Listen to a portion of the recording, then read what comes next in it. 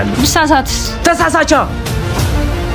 እድገትም ስኬትም ለውጥም ያለው በመሳሳት ውስጥ ነው። እሺ እህቴ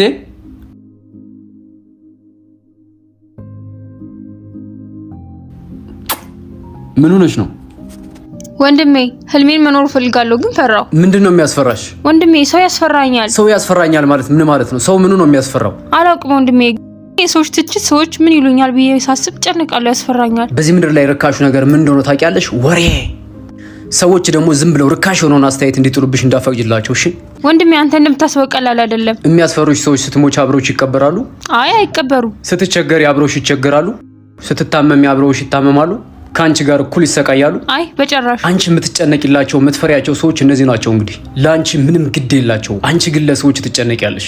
እሺ ፍርሃቴስ እንዴት ላሸንፈው? በማድረግ ነው። የሚያስፈራሽ ነገር በማድረግ ብቻ ነው ልትጋፈጪው የምትችይው እንጂ ሌላ በምንም አታሸንፊው። የሚያስፈራሽ ነገር ካለ አድርጊው። አንቺ የምትፈልጊው ነገር ደግሞ ከፍርሃትሽ በስተጀርባ ነው ያለው። ብሳሳት ተሳሳቻ።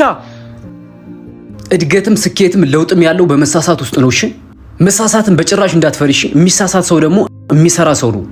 እየሰራሽ ከሆነ ትሳሳቻለሽ። ሰዎች የሚተቹሽ ደግሞ እየሰራሽ እየተሳሳትሽ ስለሆነ ነው።